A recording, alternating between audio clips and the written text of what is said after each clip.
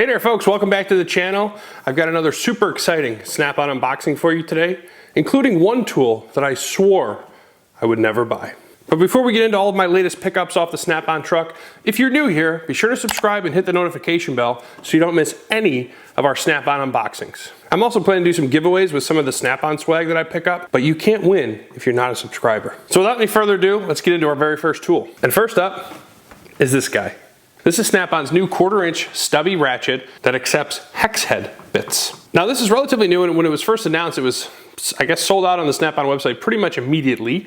Although I checked this evening and it looks like it's available. So if you want to get your hands on one of these, you should be able to now. And of course, instead of accepting sockets, this accepts hex head bits. So you're not limited by the sockets that you have, but rather the bits. So you've got your Torx and Robertsons and Phillips and flatheads and you name it, there's a bit for it, of course. In this case, I've got like a long T20 from Milwaukee on here, but of course you could put this short Milwaukee, Robertson, and Snap-on makes bits. Everybody makes bits, and they all work just the same.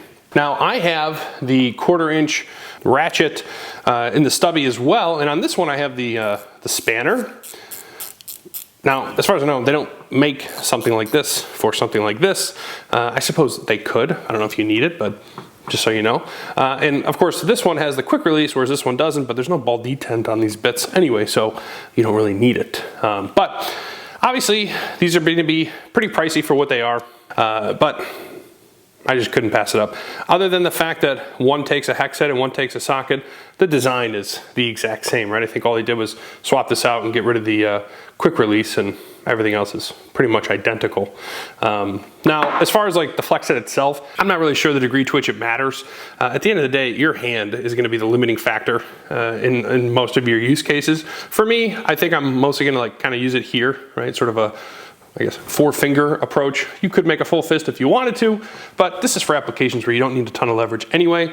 You're in a tight space, and so a couple fingers, probably all you need. And if you need more than that, it's probably not the right tool for the job. Next up on our purchase list, we have yet another light. Now, the person who works on lights at Snap-on must have the greatest job security in the world, because every single time you go onto that truck, you are guaranteed that they came out with a brand new light. 52 lights a year at least. So pretty incredible stuff. This one I picked up because, as you know, and of course I just made a mess out of this box. This one I picked up because I am working on building out what I'm referring to as the Snap-on EDC kit, right? So you've got your knife, your pliers, your screwdriver, your pry bar, and arguably most importantly, the flashlight. Now, the flashlight that I have from Snap-on that I thought would be the sort of EDC flashlight is this one. So it's got this semi-deep belt clip. It of course has multiple modes, and it's got a laser pointer, which I showed this once before, but it's a pretty cool light. It's relatively slim in profile, and up till the point I bought this, I thought that this was the slimmest Snap-on light that you could buy. Perhaps there's some rebranded stuff that's different, but I think this was about the slimmest that you could buy. That is until I came on the truck and I saw this thing. Now this little light only has 2 modes, right? So you've got low and high, and I think at low you're about 30 lumens, at high you're 85 lumens. So in neither case are you getting like a ton of light, but the trade-off that you're making with something like this is just slimness of profile, right?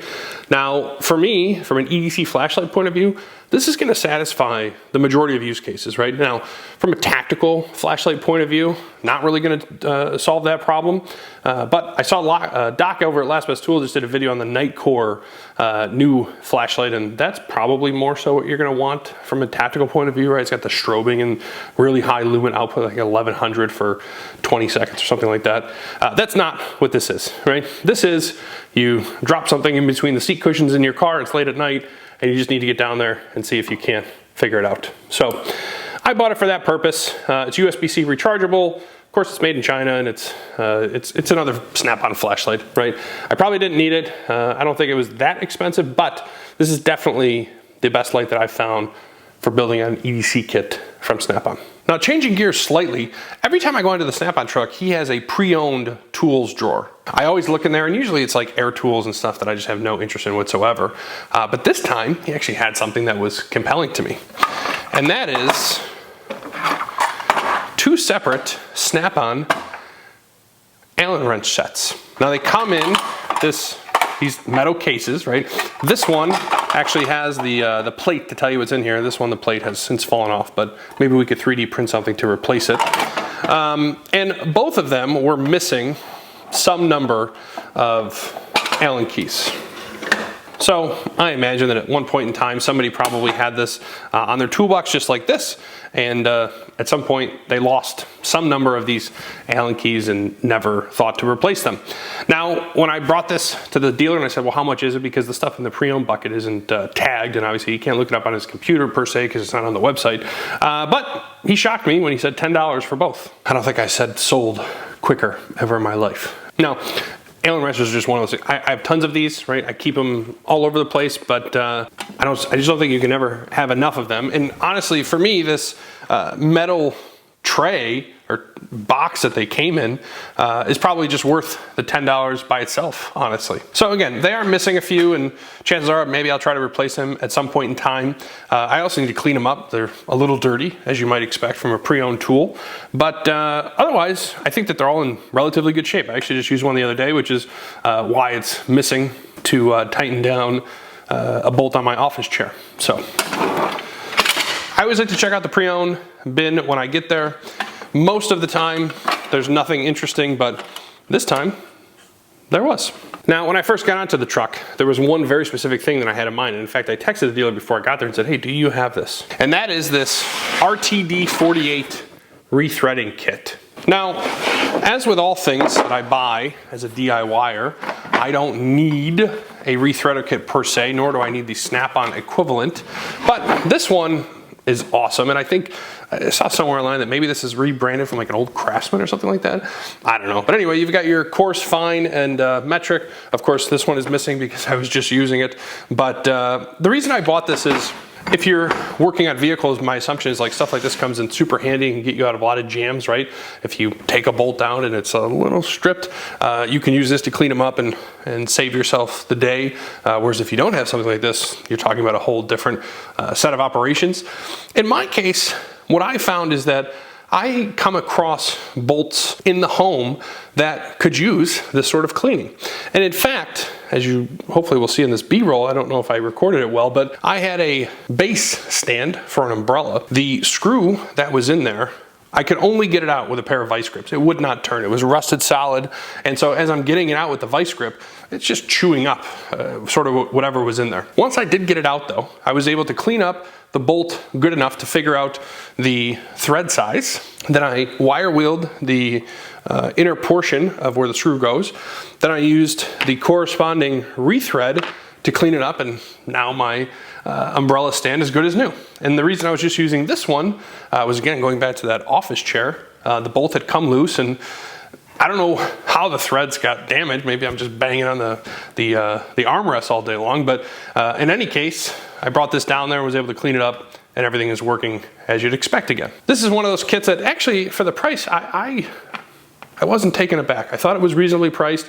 Obviously, I think this is a beautiful case for it to exist within. Everything is very well labeled. You've got different colors denoting whether it's coarse, fine, or metric is gold. And then you've got these files, right? So you can find your thread pitch information here and then go along the bolts themselves to clean them. And I think that's especially useful in cases where it's where there's a problem lower down on the bolt where you can't even get it started in something like this, right? But this was what I went on there to pick up originally. And of course, again, this is not for cutting new threads. I do have a tap and die set that I bought on Amazon a while back. I haven't used it a ton, although I did use it the other day for what could be considered a questionable electrical project, but I didn't make a video about that, so we're all good there. But all to say, I think this is a fantastic kit. I think stuff like this will come around, or come in handy rather, around the house more so than you think, and that's really the reason I picked it up. And the last thing on our buying spree that I promised Doc at Last But Tool that I was not going to buy are the snap-on 10-inch water pipe pliers. Now, when these first came out, the reason I said I wasn't going to buy them is that they're made in Spain, so they're a Baco product. And generally speaking, the reason I'm buying the snap-on stuff is I want to replace the tools in my toolbox with stuff that's made in the USA. But in this case, once I got in the truck and he had them, obviously I couldn't say no. And it's funny because when I left the comment on Doc's video, he said, Peter, you and I both know you're going to own those someday. So he was right as per usual. But one thing I'll say is that these are going to be, I think, mostly compared to the comparable version of the Knipex over here. I've had these for a long time. I've used them a fair bit. They live in my Vito Pro Pack toolkit, which I made a video about way back, long before I ever even maybe heard of Snap-on, but definitely before I started buying Snap-on. And these are fantastic pliers, right? I mean, these are the industry standard. Right off the bat, the things that I prefer about this over this is, number one, is the grips, right? Whether it's the Icon knockoffs or stuff like the Knipex, I just don't think anyone has come close to matching the comfortability of the Snap-on grip.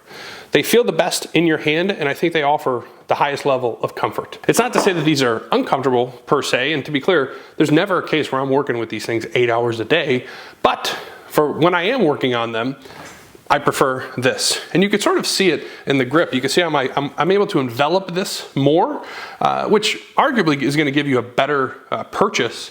But I think for extended use periods, it's going to also lead to greater fatigue. Now, at full length here, this is about a 2-inch opening, whereas with the Snap-on, this is a 2.5-inch opening. And in fact, on the Snap-on website, they make reference to the fact that they say that this opens 25% more than the leading competitor. They don't specify who that leading competitor is, but I'm assuming they're referring to Knipex. Additional differences, obviously this one has the push button to open and close it, whereas the Snap-on, you just hold it all the way out to move it up, hold it all the way out to push it down. So sort of a 6 of one, half dozen of the other. This is, I think, maybe a little bit easier to use, but I don't really know that I would be able to tell the difference. And of course, the business end of these tools is different in terms of shape and in terms of the serration of the teeth here. Specifically with respect to that serration, the Snap-on has the talon grip here at the end, which is sort of table stakes for all of their pliers. I've found that to be a fantastic addition. From a feature set point of view, both of these, when you stare at them head on or closing all the way, I mean, they're both perfect, honestly, right? So these ones are, I think, a little bit cheaper. I don't remember the exact price that I paid for these or what they cost today. I think these are about 80 bucks. So made in Germany, made in Spain, you know the deal. So for me, this one will stay in the garage, this one will stay in the Vito Pro Pack. So if I run into a plumbing situation, which I do every now and then, even though I really don't like dealing with plumbing, I'll use these, and for everything else, I'll probably just rely on these. As for the swag on today's trip, we picked up 2 more hats, as per usual. And I did talk to the dealer about maybe finding some additional swag for us to be able to give away at a future live stream, which I have plans to do. So by the end of this summer, I'm promising all of you, I will be doing a tour of this toolbox. In fact, I need to do some rearranging in this garage. This toolbox is gonna go over there, and I don't really know how that's gonna impact my video production, but it's just something I'm gonna have to figure out with time. And then once I get it over there, I'm thinking we can do the full tour and you can all just sort of see what we're working with today. And then relating to that, I'm thinking my first live stream is, I'm just gonna kind of go over all of the Snap-on tools that I've bought in the last, I guess, 18 months since I started buying them. Right? So, like I said, be sure to subscribe if you haven't already. Like this video, it of course really helps. This is still a relatively small channel, so I appreciate all of your support, and I'll see you on the very next video.